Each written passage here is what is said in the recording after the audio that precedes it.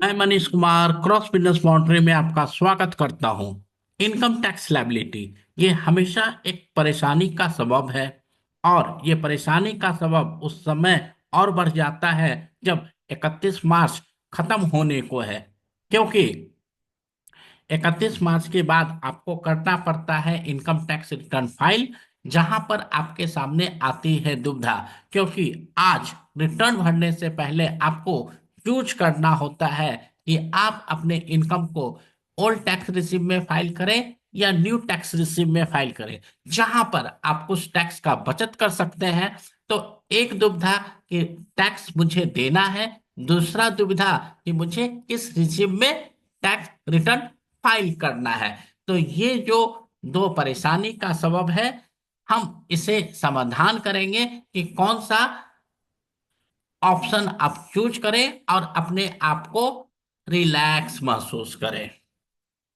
तो जब आपके पास इनकम टैक्स लायबिलिटी आती है तो आपके पास दो तीन मुद्दे होते हैं, जहां से आप ये ऑप्शन को चूज कर सकते हो या ऑप्शन को छोड़ सकते हो। जैसे आपका इनकम कितना है, आपके पास डिडक्शन जो 80C 80D और भी अदर अदर सेक्शन में अवेलेबल है वो कितना है, आपका क्या हाउसिंग लोन चल रहा है कि नहीं, आप जहां पर जॉब करते हो वहां पर आप हाउस रेंट कितना देते हो। अब आप कहोगे इनकम से क्या पता चलता है। मान लीजिए कि आपकी इनकम सिर्फ 7 लाख की है, तो 7 लाख में आपको न्यू टैक्स रिसीव ही ऑप्ट करना चाहिए। रीजन, 7 लाख तक कोई टैक्स नहीं लगता। अगर आप न्यू टैक्स रिसीव ऑप्ट नहीं करके ओल्ड टैक्स रिसीव ऑप्ट करते हो तो ओल्ड टैक्स रिसीव में आपको काफी टैक्स लग जाएगा, क्योंकि 5 लाख तक तो कोई टैक्स नहीं है, उसके बाद आता है टैक्स। तो अगर आपके पास इनकम है 7 लाख का तो आपको टोटल टैक्स तकरीबन 52,500 लग जाएगा। इसी तरीके से डिडक्शन पर भी इम्पैक्ट करता है। तो अब हम डिटेल में जानेंगे कि किस इनकम ग्रुप पर कितना डिडक्शन हो तो हमारे लिए ओल्ड टैक्स रिसीव बेनिफिशियल है या न्यू टैक्स रिसीव बेनिफिशियल है। तो आपका जो भी सवाल हो, आप इस वीडियो को पूरा देखें, अंत तक बने रहें, तो आपके हर सवाल का जवाब आपको मिल जाएगा। इस वीडियो को स्टार्ट करने से पहले मैं आपके सामने इनकम टैक्स स्लैब रेट रख रहा हूं, जहां पर न्यू टैक्स रिसीव में 3 लाख तक कोई टैक्स नहीं लगता, 3 लाख से 7 लाख तक 5% टैक्स लगता, 7 लाख से 10 लाख तक ये 10%, 10 से 12% में ये 15% है, और 12 से 15 लाख के बीच में 20%, 25% का कोई स्लैब रेट नहीं है। अब 15 लाख के ऊपर सीधे 30% लगता है। वहीं पर ओल्ड टैक्स रिसीव में 2.5 लाख तक कोई टैक्स नहीं है, 2.5 लाख से 5 लाख के बीच में 5% है, 5 लाख से 10 लाख के बीच में 20% है। और जैसे ही आपका इनकम 10 लाख से ऊपर होता है आपको देना पड़ता है 30%। तो हम ये देखते हैं कि ओल्ड टैक्स रिसीव में 10 लाख के ऊपर हमें टैक्स 30% देना होता है। वहीं पर न्यू टैक्स रिसीव में 15 लाख से इनकम बढ़ने पर ही हमें 30% टैक्स देना होता है। तो आपके सामने पहला सवाल है कि एक व्यक्ति जिसकी इनकम 7,05,000 है और डिडक्शन पहले केस में 2 लाख है, जो 80C मेडिकल इंश्योरेंस एक्सेट्रा मिला के है, और वहीं पर उसके पास मानता हूं कि 2 के बदले 1 लाख का भी है। तो हम ये 3 केस स्टडी डिस्कस करेंगे, जहां पर न्यू टैक्स रिसीव में क्या आता है, ओल्ड में 2 लाख डिडक्शन के साथ और ओल्ड में 1 लाख डिडक्शन के साथ।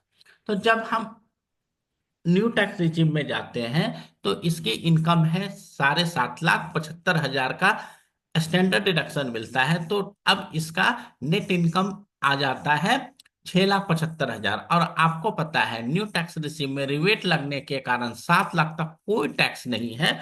तो ये इनकम इसका 6,75,000 7 लाख से कम है, तो इसको कोई टैक्स नहीं लगेगा। वहीं पर अगर ये व्यक्ति ओल्ड टैक्स रिसीव ऑप्ट करता है और उसका डिडक्शन 2 लाख है, तो अगेन 7.5 माइनस 0.5, क्योंकि ओल्ड टैक्स रिसीव में स्टैंडर्ड डिडक्शन से 50,000 मिलता है, और 2 लाख डिडक्शन होने के कारण इसका नेट इनकम आता है 5 लाख। 5 लाख पर भी ओल्ड टैक्स रिजीम में कोई इनकम टैक्स नहीं लगेगा। लेकिन अगर आपका डिडक्शन सिर्फ 1 लाख होता है तो आपको तकरीबन 32,500 का टैक्स लग जाएगा। ये टैक्स आपको जो मैंने पहले स्लैब रेट दिखाया था उसके अनुसार लगेगा। तो यहां पर हमें ये पता चला कि अगर 7.5 लाख का इनकम है तो हमें न्यू टैक्स रिजीम ही ऑप्ट करना चाहिए, क्योंकि 7.5 लाख के इनकम में 2 लाख रुपया पैसा बचाना थोड़ा सा डिफिकल्ट टास्क है। थोड़ा सा नहीं, बहुत ज्यादा डिफिकल्ट टास्क है, क्योंकि 7.5 लाख को दो के प्रोपोर्शन देखते हैं तो तकरीबन 33%। तो 33% कोई व्यक्ति अपने सैलरी का बचत कर ले, थोड़ा सा डिफिकल्ट है। सो 7.5 लाख का इनकम हो तो न्यू टैक्स रिजीम ही ऑप्ट करना चाहिए। वहीं पर अगर आपका इनकम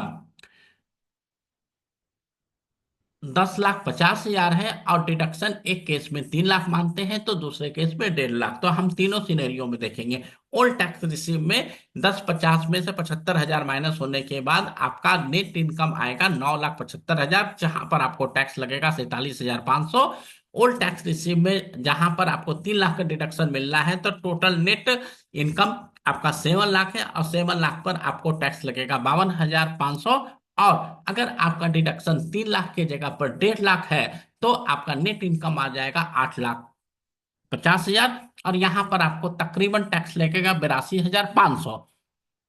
इस सिनेरियो में हमें यह देखने को मिलता है कि किसी भी सिनेरियो हो, कोई भी सिनेरियो हो, डिडक्शन कितना भी ज्यादा क्यों ना हो, तो आपको न्यू टैक्स रिसीव ही बेनिफिशियल है। अब हम इससे थोड़ा सा इनकम को आगे बढ़ाते हुए हायर रेंज पर आते हैं, जहां पर हम ये देखते हैं कि मेरा इनकम 15,50,000 है और डिडक्शन 4 लाख का है, और एक दूसरे सिनेरियो में डिडक्शन मेरा 2 लाख का है।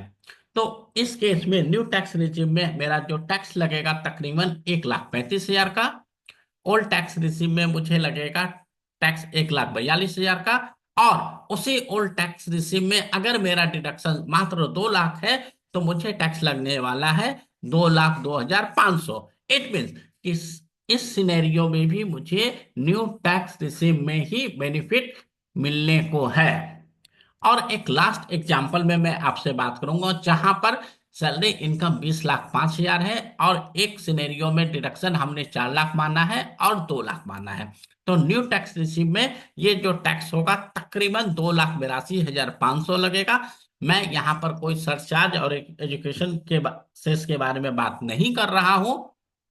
ओल्ड टैक्स रेजिम जब आप 4 लाख का डिडक्शन ऑप्ट करते हो तो आपका टैक्स लायबिलिटी आता है 2,92,500, और जब आपका डिडक्शन 2 लाख का होता है तो आपका टैक्स लायबिलिटी आता है 3,52,500। तो इस केस में भी न्यू टैक्स रिजीम ही विनर आता है। सो आपको हमेशा अपने इनकम के ऊपर डिडक्शन देखना है, कंपेयर करना है, और आपको ऑप्ट करना है। तो अभी तक हमने जितने भी सिनेरियो देखे वहां पर हमें न्यू टैक्स रिजीम ही बेनिफिशियल लगा है।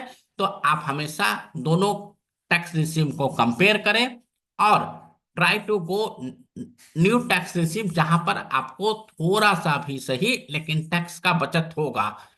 और ये वीडियो आपको अच्छा लगा हो तो आप हमारे वीडियो को लाइक करें, चैनल को सब्सक्राइब करें और हमारे साथ बने रहें। सो नेक्स्ट वीडियो का नोटिफिकेशन आपके पास आ जाएगा। और निर्मला सीतारमन जी इसलिए मुस्कुरा रही हैं कि आप भाई साहब न्यू से आओ या ओल्ड से आओ, टैक्स तो आपको देना ही पड़ेगा, और मैं तो टैक्स लेकर ही रहूंगी। तो ये सी के साथ मैं इस वीडियो को समाप्त करता हूं। और आपका कोई भी सवाल हो तो आप मोस्ट वेलकम हो, आप सवाल पूछें और कमेंट बॉक्स में आपके सवालों का जवाब दिया जाएगा। जब तक दोस्तों, प्रणाम।